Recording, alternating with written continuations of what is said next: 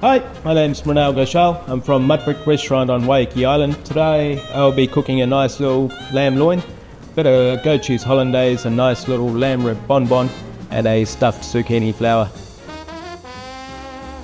It's an amazing product to have a nice strong lamb flavour without the expertise of actually knowing how to perfectly cook another different cut of lamb.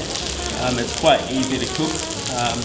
The way we're doing it with the cat bone, it kind of helps it retain its moisture. It doesn't really have a lot of fat, so we kind of keep the cat bone just to add more flavour and just to protect the delicate meat as well.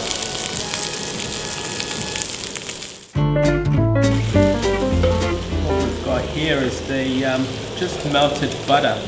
Well, we've just incorporated goat's cheese through it as well, so it's kind of melted together gently. Brown the butter slightly just to give it a nice nutty flavour. In the food processor we've got around 5 egg yolks. Throw in with a couple of squeezes of lemon. Tip to making a really good hollandaise at home is to kind of use a nice food processor like I am today. And just making sure your butter and your goat cheese mixture isn't overly hot. What that will do is ensure the eggs aren't breaking and overcooking while you're blitzing it at the same time. And also a most important tip is just to kind of have a little side of warm water just as you're pouring your butter in. That kind of just helps incorporate the hollandaise and stay nice and smooth. And then you can kind of play around with your consistency as you require with that warm water as well. Just got a nice big tablespoon of hot English mustard. Nice gentle stream of butter. Don't want to go too fast, otherwise it will break. You want to go nice and slow. What we've got down the bottom here is just the melted goat's cheese that's kind of caramelized with the butter as well. Just want to slowly spoon that in so it doesn't break. Just one spoon at a time so you get a nice consistency.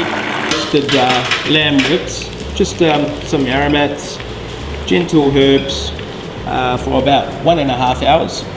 All we've done after that is just slowly pulled all the meat off the bones, clean the bones up, flavoured the bones just slightly with some salt so it doesn't get bland. And then what we've got is with the lamb ribs itself, once it's all pulled apart, we season it quite heavily, lots of herbs. Incorporate some of our lamb exo, which has got some of the lamb hearts, lamb kidneys,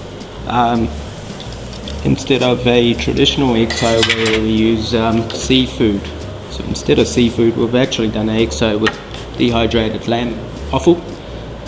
So we've kind of incorporated that exo back into the lamb ribs as well. What we've done is to add a bit more umami to the dish. We've upgraded a Kiwi classic, I guess, across New Zealand and Australia. A bit of Marmite. What we've done is just incorporated Marmite, a bit of black garlic, lots of rosemary, olive oil, and salt. And all we've done is just blitz it all together till we get this nice umami driven puree.